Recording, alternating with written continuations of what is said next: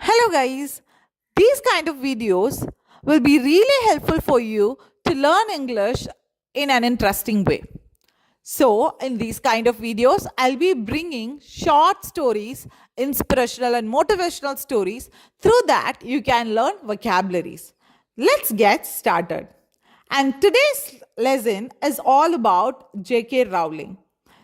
In 1994, J.K. Rowling was divorced, jobless, and a single mother who suffered severe bouts of depression on a regular basis. The meaning of bouts அப்படின்னா என்ன அப்படின்னா ஒரு short period of illness or suffering அதை குறிக்கிறதுக்கு பவுட்ஸ் அப்படின்ற வார்த்தையை use பண்ணலாம். பவுட் அப்படின்ற வார்த்தையை யூஸ் பண்ணலாம். இங்கே அதோடைய ப்ளூரல் ஃபார்மேட்டில் கொடுத்துருக்காங்க. Short period of illness or சஃபரிங்கை குறிக்கிறதுக்கு. Through every thing she was going through one thing remind her love of writing. So இவ்வளோ கஷ்டம், டிவர்ஸ்டு, ஜாப்லெஸ், சிங்கிள் மதர், இதுலேயும் கூட அவங்களுடைய எழுதுறதுக்கான லவ் பார்த்திங்க அப்படின்னா அவங்களுக்கு குறையவே இல்லை. barely surviving on unemployment benefits, she used every spare second she could to write a manuscript.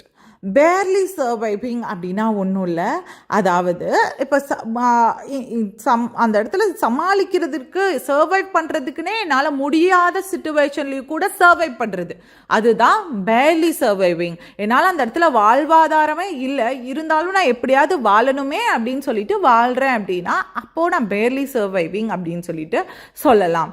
On something else எதுலையோ நான் சர்வைவ் ஆகிட்டு இருக்கேன். இங்கே பார்த்தீங்கன்னா அன்எம்ப்ளாய்மெண்ட் பெனிஃபிட்ஸால் அவங்க வச்சு சர்வை ஆகுறாங்க. அதாவது எம்ப்ளாய்டு பர்சன் இல்லைன்னு வச்சுக்கோங்களேன், இப்போ கவர்மெண்ட்டே அன்எம்ப்ளாய்டு பர்சன்ஸ்க்குன்னு ஒரு குறிப்பிட்ட உதவித்தொகைன்னு சொல்லுவோம்ல, நம்ம அந்த மாதிரி கொடுப்பாங்க இல்லையா, அதை வச்சு எப்படியோ அவங்க காலம் தள்ளிட்டு இருக்காங்க.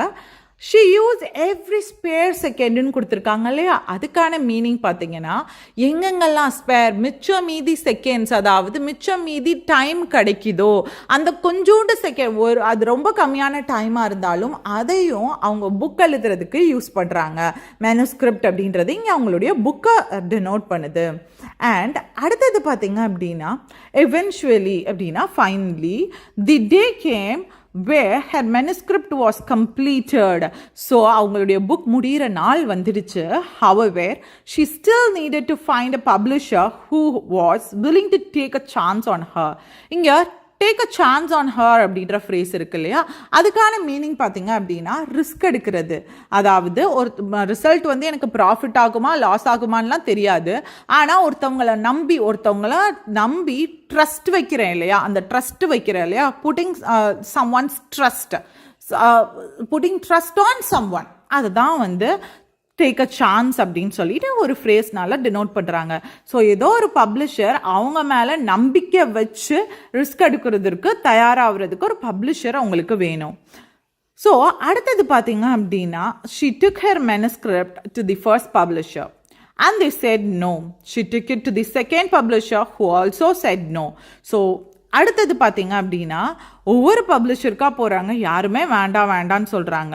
12 times J.K. Rowling walked into the office of a publisher and 12 times she was told that her work simply wasn't good enough. 12 முறை ஒருத்தவங்களுடைய ஆஃபீஸ்க்கு போகிறாங்க. 12 முறையுமே பார்த்தீங்க அப்படின்னா இது உங்களுடைய ஒர்க் நல்லா இல்லை, wasn't good enough, அந்த அளவுக்கு வந்து எங்களுடைய சாட்டிஸ்ஃபேக்ஷனை மீட் அவுட் பண்ணுற அளவுக்கு இது கிடையாது அப்படின்னு சொல்லிட்டாங்க.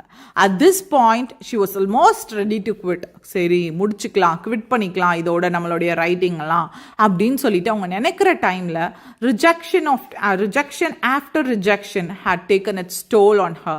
taken its toll அப்படின்றதும் ஒரு ஃப்ரேஸ். அதுக்கான மீனிங் பார்த்தீங்க அப்படின்னா அடுத்தடுத்து கஷ்டத்தின் மேலே கஷ்டம் ஒருத்தவங்களுக்கு வருது அப்படின்ற பட்சத்தில் இந்த டேக்கன் இட்ஸ் டோல் அப்படின்ற வார்த்தையை யூஸ் பண்ணலாம். ஸோ அடுத்தடுத்து கஷ்டத்துக்கு மேலே கஷ்டம் ஒருத்தவங்களுக்கு வந்துட்டே இருக்குது அப்படின்ற பட்சத்தில் டேக்கன் இட்ஸ் டோல் அப்படின்ற ஃப்ரேஸ் யூஸ் பண்ணலாம். And she began questioning her own ability as a writer. So writer, நான் ஒரு நல்ல ரைட்டரா அப்படின்ட்டு அவங்களே கொஸ்டின் பண்ணிக்கிற ஒரு சிச்சுவேஷனுக்குள்ளே வந்துட்டாங்க. However, eventually her manuscript got accepted. ஆனால் ஃபைனலாக பார்த்தீங்கன்னா அவங்களுடைய manuscript accept ஆயிடுச்சு. The book that these publishers rejected was Harry Potter, which has now sold 500 million copies worldwide. and been turned into a movie series that has grossed billions of dollars. So அவங்க reject பண்ண book தான் Harry Potter. So அந்த book நம்மளுக்கே தெரியும் 500 million காப்பீஸ்க்கு மேலே sale ஆயிருக்கு and plus வந்து மூவி சீரீஸாகவும் உருவாயிருக்கு. கிராஸ்டுன்னு சொல்லியிருக்காங்கல்ல, கிராஸ்டுக்கான மீனிங் பார்த்தீங்கன்னா கலெக்டட் அப்படின்ற meaning. Billions of dollars connect ஆயிருக்கு. Finally hard work paid off. So இந்த இடத்துல பார்த்தீங்கன்னா என்னென்ன நம்ம ஒகேபுலரி பார்த்தோம் அப்படின்றத ஒரு டைம் நம்ம பார்த்துருவோம். பவுட்ஸ் அப்படின்னு பார்த்தோம், அப்படின்னா பீரியட் ஆஃப் இல்னஸ் ஆர் சஃபரிங்கை குறிக்கிறதுன்னு பார்த்தோம். அண்ட் அடுத்தது பார்த்தீங்கன்னா எவ்ரி ஸ்பேர் செகண்டுன்னு கொடுத்துருக்காங்களே, அந்த எவ்ரி ஸ்பேர் செகண்ட்னா மிச்சம் மீதி இருக்கிற ஒவ்வொரு செகண்டுமே அப்படின்ற மீனிங். எவென்ச்சுவலினா ஃபைனலி அப்படின்ற meaning. Take a chance on her அப்படின்னா ஒருத்தவங்க மேலே நம்பிக்கை வச்சு ரிஸ்க் எடுக்கிறது அப்படின்னு அர்த்தம். Putting trust on someone else அப்படின்னு அர்த்தம். அண்ட் அடுத்தது பார்த்தோம் அப்படின்னா கிராஸ்ட் அப்படின்னு பார்த்தோம். கிராஸ்ட் அப்படின்னா கலெக்டட் அப்படின்னு பார்த்தோம். ஸோ இன்னைக்கான ஸ்டோரி உங்களுக்கு பிடிச்சிருக்கும்னு நினைக்கிறேன். இன்னைக்கு வெக்காபுலரியும் நீங்கள் லேர்ன் பண்ணியிருப்பீங்கன்னு நினைக்கிறேன். ஸோ இன்னொரு ஸ்டோரியில் நம்ம பார்ப்போம். டடா பை, see you guys.